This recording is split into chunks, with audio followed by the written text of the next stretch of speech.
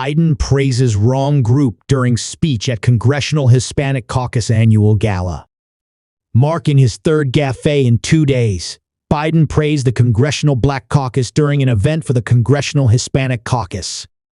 President Biden complimented the merits of the Congressional Black Caucus during a speech to the Congressional Hispanic Caucus Thursday, his third public speaking gaffe in just 2 days.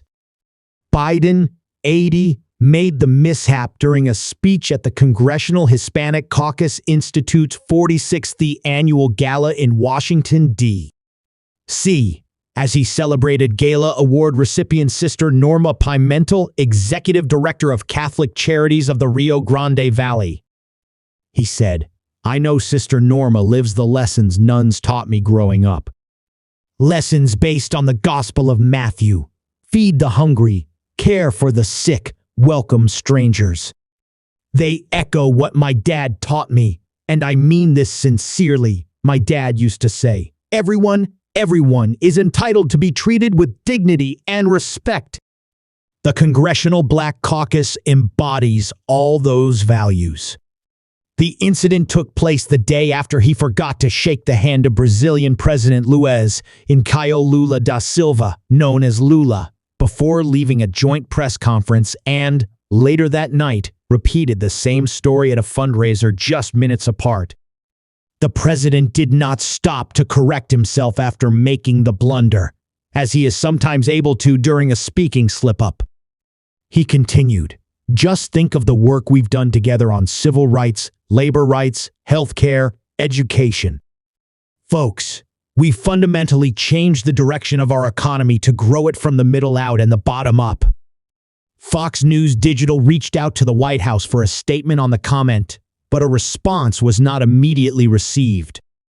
Biden also patted himself on the back for the number of Hispanic members in his cabinet and credited himself for record-low Latino unemployment.